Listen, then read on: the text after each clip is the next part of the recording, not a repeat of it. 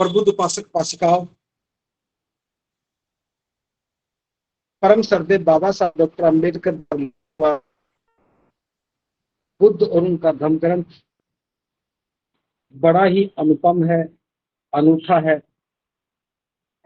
इस ग्रंथ के प्रभाव से हम अपने जीवन का अनेकों स्वरूपों में कल्याण कर सकते हैं। धम्म ग्रंथ में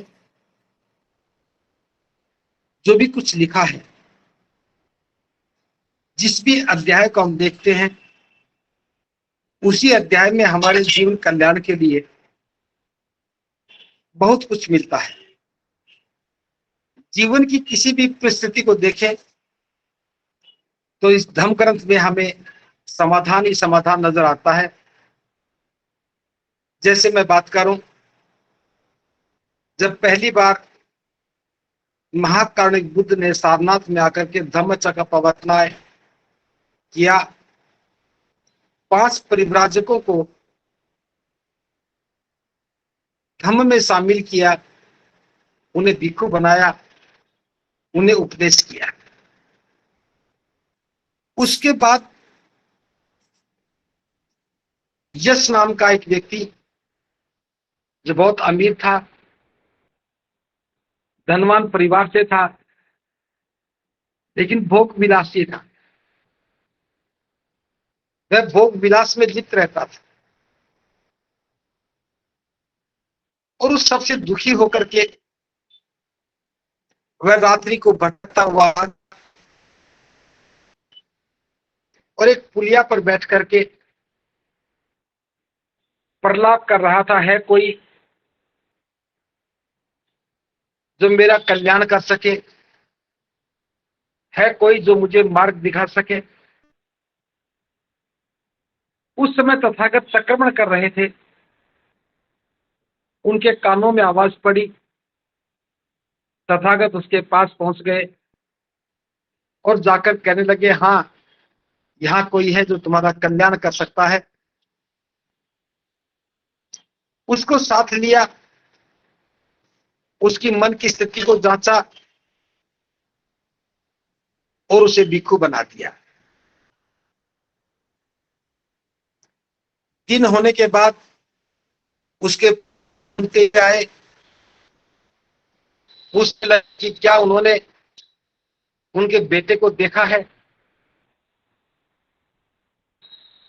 तथागत ने कहा, हाँ, तुम्हारा पुत्र है। जब उसको भिक्षु के लिबास में देखा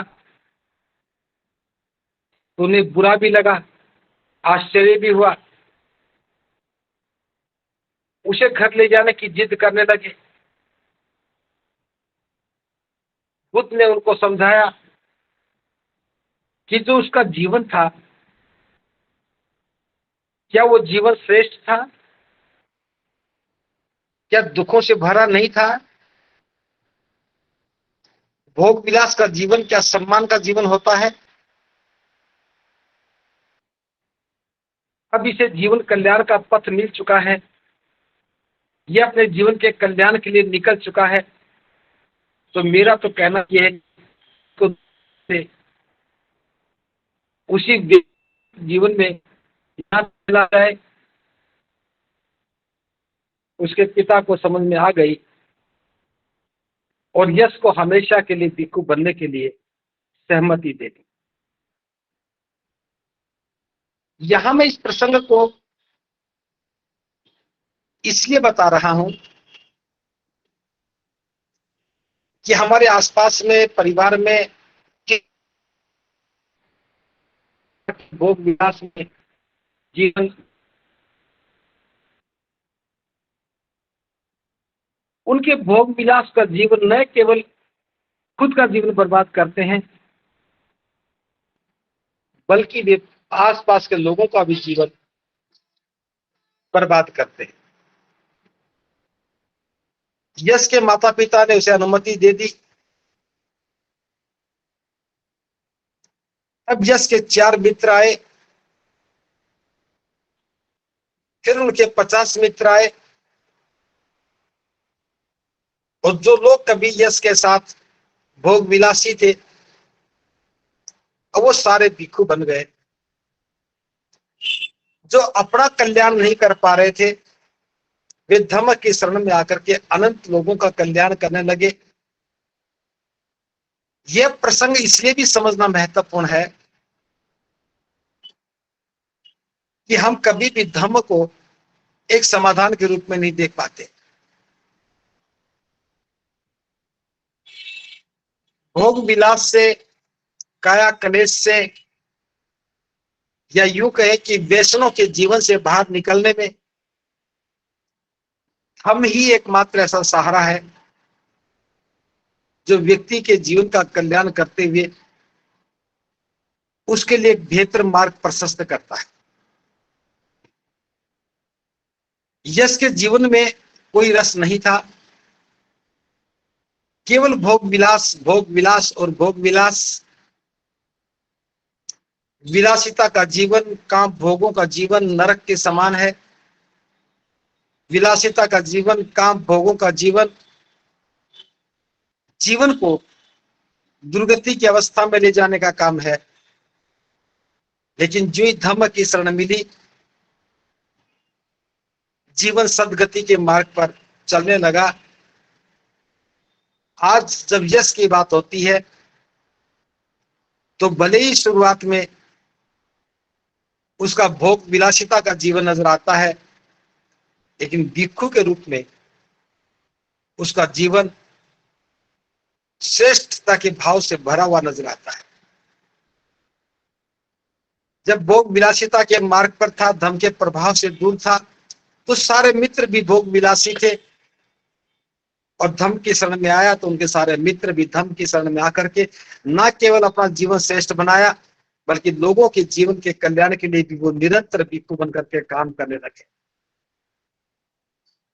धर्म जीवन को श्रेष्ठ बनाने का एक अवसर देता है। वहां जीवन के कोई मापदंड नहीं थे। धर्म में प्रवेश करते ही जीवन मापदंडों के आधार पर आ गया।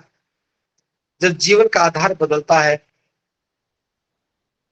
तो जीवन का प्रभाव भी रूपांतरित हो जाता है। आधार बदलते ही जीवन भी बदलता है।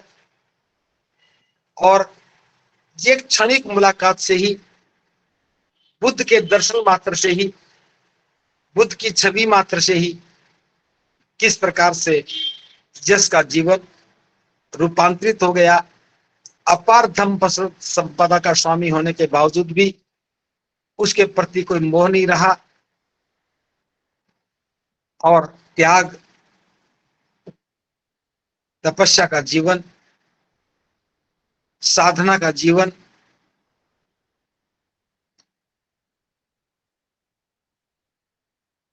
उनके लिए एक मार्गदर्शन बन गया। तो यहां एक प्रसंग यह भी है, और एक दूसरा प्रसंग जो मैं इसे जुड़ा हुआ ही प्रसंग है। तथागत की देशना थी। तथागत कुरु प्रदेश में थे। कुरु प्रदेश, अगर हम बौद्ध साहित्य की बात करें तो जो सहारनपुर, मेरठ, सोनीपत का जो क्षेत्र है, इधर से कुरुक्षेत्र, गुड़गांव से होते हुए अंबाला तक का क्षेत्र है, इस क्षेत्र को कुरुक्षेत्र कहा गया है, कुरु प्रदेश कहा गया है। इस कुरु प्रदेश की घटना है। तथागत देशना दे रहे थे, हजारों लोग सुन रहे थे। उसी भीड़ में एक नौजवान बैठा था जिसका नाम रथपाल था। उसने भी बुद्ध की देशना को सुना। सभी लोग चले गए तो रथपाल बैठा रहा और बुद्ध से निवेदन किया कि तथागत, मेरी भी इच्छा है कि मैं भी सिर मुंडवा करके, कासाय वस्त्र पहन करके धम्म में पवजित हो जाऊं और मैं अपना कल्याण करते हुए अनंत लोगों के कल्याण के मार्ग पर चलूं। उस समय तक बुद्ध ने नियम बना दिया था कि बिना माता पिता या जीवन संगिनी की अनुमति के उन्हें प्रवजा नहीं मिलेगी। रथपाल वापस गया, माता पिता से अनुरोध किया, लेकिन माता पिता ने स्वीकार नहीं किया। तो उसने जिद कर ली, आंगन में लेट गया, कहा जब तक मैं नहीं उठूंगा, जब तक मुझे अनुमति नहीं मिल जाए, वरना यहीं पड़े पड़े दम तोड़ दूंगा।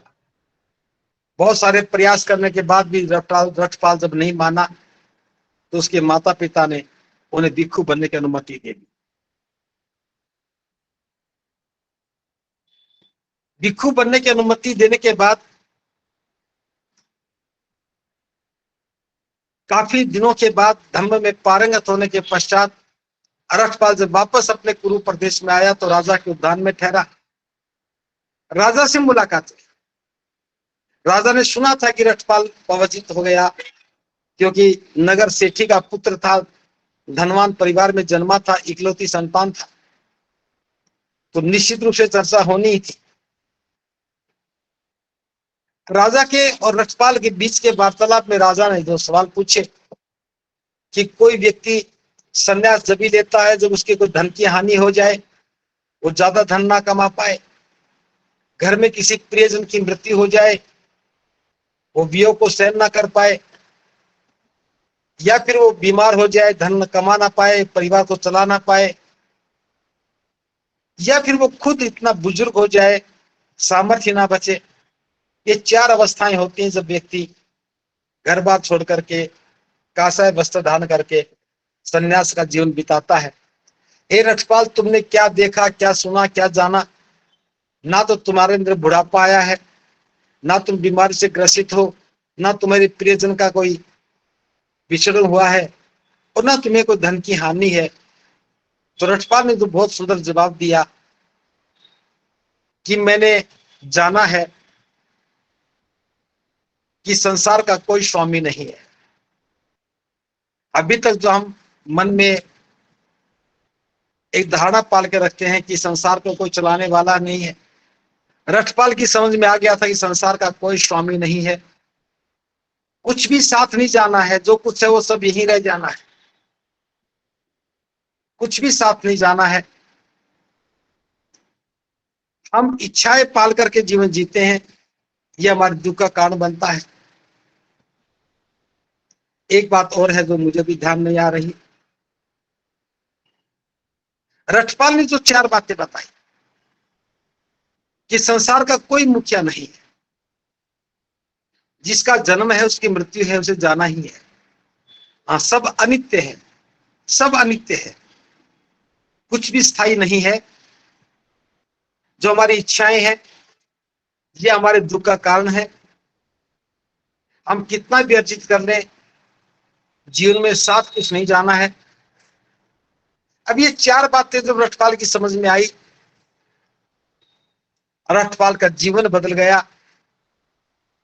धन संपदा छूट गई, परिवार के बंधन टूट गए, माता पिता के संबंध टूट गए, और एक महान भिक्षु बनकर के, श्रेष्ठ भिक्षु बनकर के जीवन के कल्याण के पथ पर चलते हुए अनंत लोगों के लिए कल्याण का काम करने लगे।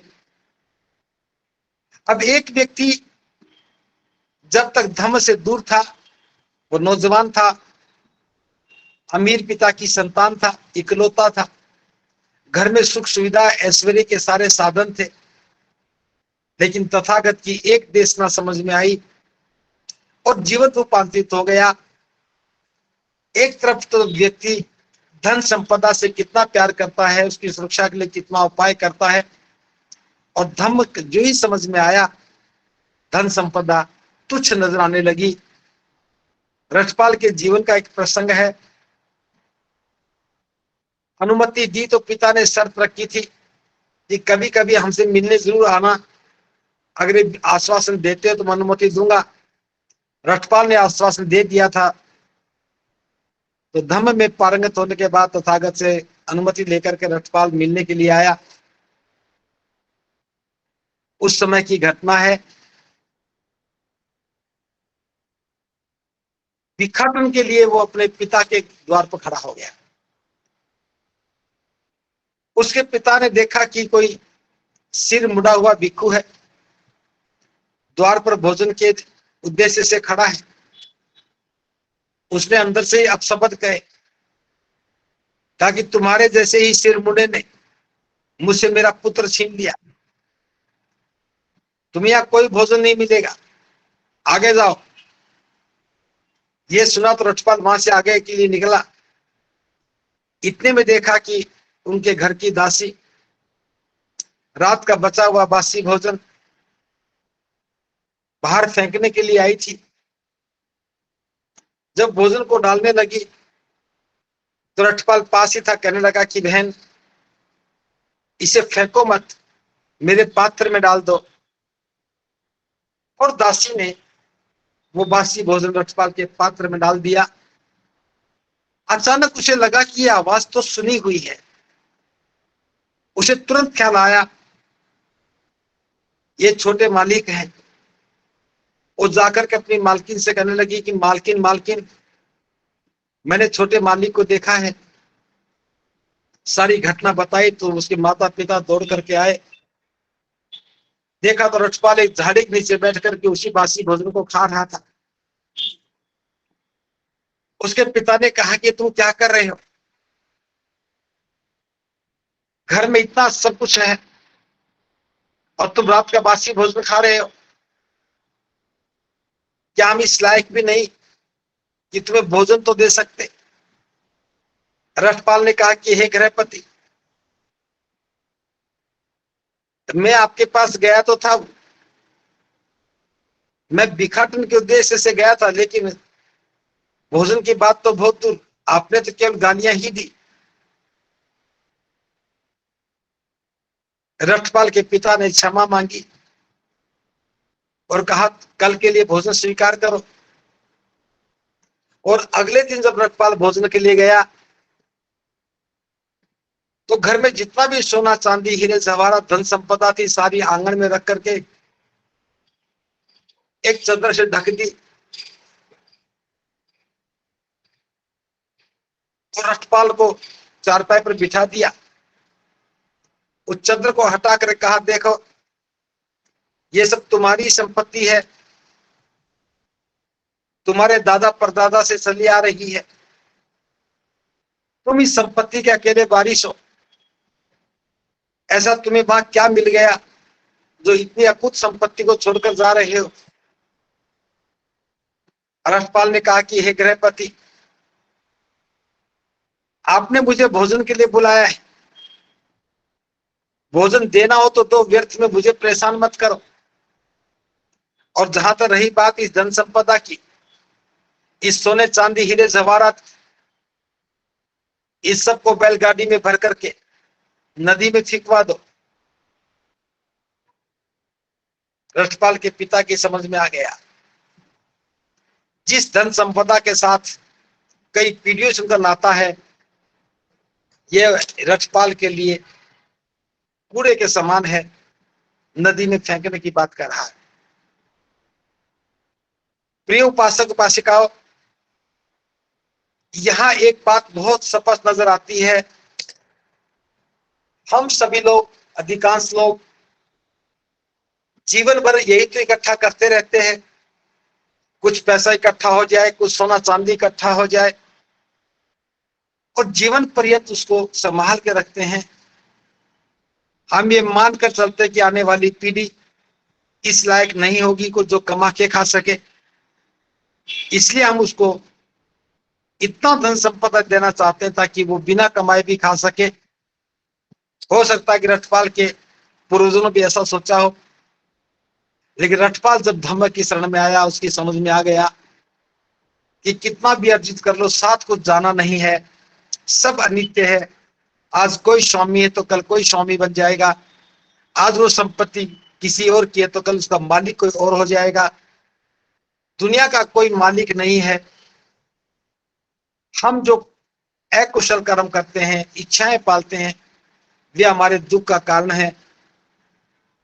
तो रक्षपाल की जो समझ में आया, अगर धर्म के प्रभाव से हम भी अपने जीवन को तराशने लगे, हमें भी धर्म ठीक से समझ में आने लगे, तो हमारे जीवन में भी कल्याण के मार्ग खुल जाएंगे।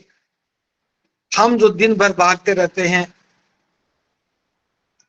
धन संपदा को अर्जित करने के लिए जीवन के सारे दुखों को, सारे सुखों का परित्याग कर देते हैं। जब ये समझ में आएगा कि ये कोई संपदा नहीं है, ये तो डर और लोभ लेकर के आती हैं, ये संपदा तो कष्ट ही लेकर के आती है।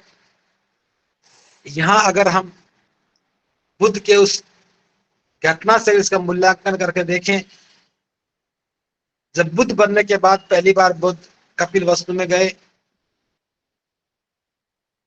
और लौटते समय राहुल ने बुद्ध से पूछा कि आप मेरे पिता हैं तो मुझे मेरा उत्तराधिकार दें। तब बुद्ध ने जो राहुल को कहा कि तुम जो मुझसे उत्तराधिकार मांग रहे हो, मेरे पास सोना चांदी हीरे जवाहरात इसमें कुछ भी नहीं है। अगर इसे होता भी तो मैं तुम्हें उसका उत्तराधिकारी नहीं बनाता, मैं तुम्हें वो कभी भी नहीं देता, क्योंकि सोना चांदी हीरे जवाहरात धन संपदा ये जब भी आती है तो जीवन में कष्ट ही लेकर के आती है, और मैं किसी को भी कष्ट का उत्तराधिकारी नहीं बना सकता। हाँ, मेरे पास धम्म की अक्षय निधि है, अगर तू इसका बोझ उठा सकता है तो मैं तुझे इसका उत्तराधिकारी बना सकता हूं। राहुल ने हाँ की और तथागत ने सारिपुत्र से कहा कि हे सारिपुत्र, राहुल को इसका उत्तराधिकार दे दो। और सारिपुत्र ने राहुल को पवजित कर भिक्षु बना दिया। यहां इस बात को थोड़ा ध्यान से समझने की कोशिश करें। हम अपनी संतान को जो देना चाहते हैं, बुद्ध ने कहा कि अगर मेरे पास ये सब कुछ होता तो भी मैं तुम्हें इसका उत्तराधिकार नहीं देता, क्योंकि ये धन संपदा, ये सोना चांदी हीरे जवाहरात, ये सब चीजें जीवन में आती है तो कष्ट ही लेकर के आती है, जीवन की शांति को भंग कर देती है, मन में डर समाहित हो जाता है, सुरक्षा के लिए चिंतित हो जाते हैं। तो बुद्ध कहते कि मैं तुझे कभी भी इस लोभ का, डर का, दुख देने वाली संपत्ति का वारिस नहीं बना सकता। मेरे पास धम्म की अक्षय निधि है। धम्म की निधि भी एक संपत्ति है, अक्षय निधि है। अगर तू इसका बोझ उठा सकता है तो मैं इसका तुझे उत्तराधिकारी बना सकता हूं। बुद्ध ने राहुल को धम्म की अक्षय निधि का उत्तराधिकारी बनाया और राहुल 7 वर्ष की उम्र में ही भिक्षु बनकर के धम्म में दीक्षित हो गया। हम क्या कर रहे हैं? जब तक हम भी धम्म से दूर हैं, धम्म हमारी समझ में नहीं आता है, तब तक हम इसी प्रकार से दुखी होते रहते हैं, धन का संग्रह करते रहते हैं, उस धन के संग्रह से दुखी होते रहते हैं, संपत्ति की रक्षा के लिए चिंतित होते रहते हैं, और वास्तव में हमें जो सुख चाहिए हम उससे वंचित हो जाते हैं। भिक्षुओं को भी तथागत ने कहा कि भिक्षुओं, इस धन संपदा के वारिस मत बनो। हीरे जवाहरात सोना चांदी जमीन जायदाद मकान कारोबार इस सब के उत्तराधिकारी तो बहुत मिल जाएंगे, लेकिन सद्गुणों को उत्तराधिकारी मिलना बड़ा कठिन है। धर्म की अक्षय निधि का मतलब ही सद्गुण है। अगर यह बात समझ में आ जाए तो हमें अपनी संतान को सद्गुणों का उत्तराधिकारी बनाना चाहिए।